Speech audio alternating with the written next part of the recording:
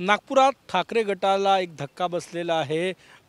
विदर्भाच्या संपर्क प्रमुख आणि प्रवक्त्या शिल्पा बोडके यांनी पदाचा राजीनामा दिलेला आहे। ताई, का राजीनामा दिला तुम्ही?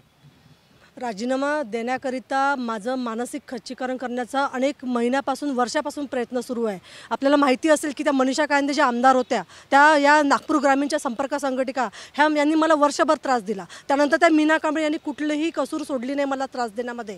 आणि त्यांचं अधुरं राहिलेलं स्वप्न ही जी विशाखा राऊत आहे उपनेता म्हणून बसली आहे त्या शिवसेना भवनमध्ये, आणि दुसरी ती रंजना नवाळकर जी एजंटचं काम करते, ह्या दोघींनी ती धुरा उचलली आणि त्या दोघींचं अधुरं स्वप्न पूर्ण करण्याकरिता माझं मानसिक खच्चीकरण करण्याचा अनेक महिन्यापासून यांचा प्रयत्न सुरू आहे।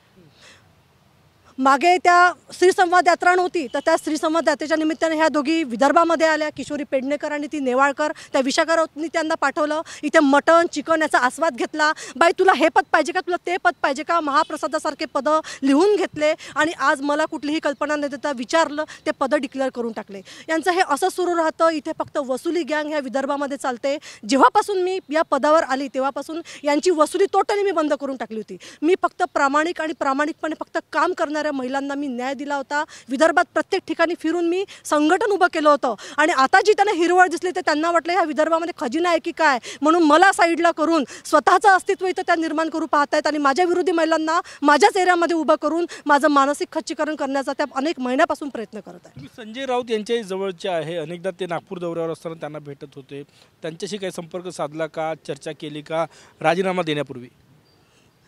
काय आहे की वरच्या जे वरिष्ठ नेते आहे, मागे सुद्धा अधिवेशनच्या काळामध्ये उद्धवसाहेब नागपूरमध्ये आले। ज्या महिलांची काडीची किंमत नाही, त्यांची औकात नाही, उद्धवसाहेब त्या महिलांना घेऊन बसतात, त्यांचं ऐकतात आणि मला बाहेर बसवतात। मग मी जे काम करत आहे माझ्या मेहनत ती तर पूर्ण व्यर्थ गेली ना, कारण त्या माझ्यावर या विदर्भामध्ये एक परंपरा आणि पद्धत राहिलेली आहे। जोही विदर्भातला व्यक्ती कार्य करेल, काम प्रामाणिकपणे करेल, त्याच्यावर आरोप करणे, प्रत्यारोप करणे, त्याचं मानसिक खच्चीकरण करणे आणि त्या व्यक्ती ती कशी काय त्या पदावरून बाजूला होत नाही त्यासाठी पूर्ण विदर्भातले लोक आणि मुंबईतले लोक मागे लागले राहतात। त्यांना विदर्भातलं कुठलं नेतृत्वच तयार होऊ द्यायचं नाही आहे। हे मानसिक खच्चीकरण माझंही आतापर्यंत झालं, परंतु आता ते माझ्या डोक्याच्या वर गेलं।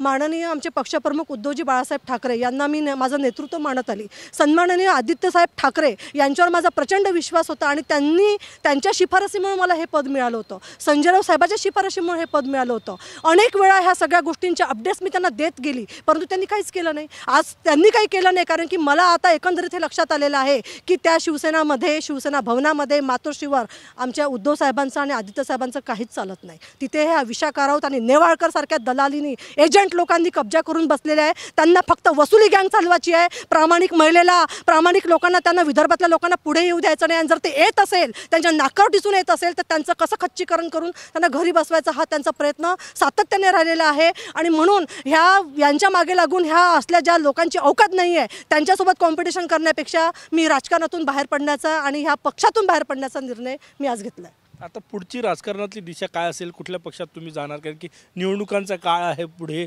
काही ठरवलं आहे का, काही निर्णय घेतला आहे का राजकीय?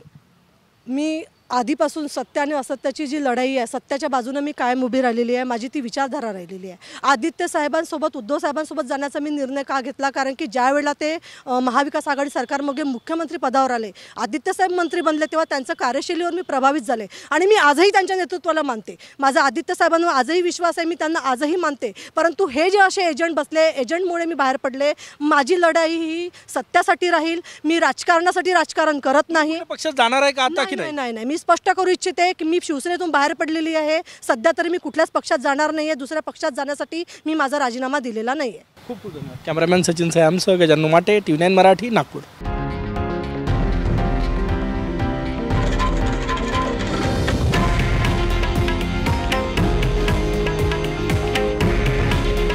हे आहे देशातील नंबर 1 न्यूज नेटवर्क आणि आपण पाहत आहात TV9 मराठी। काळजी तुमची, हित महाराष्ट्राचं।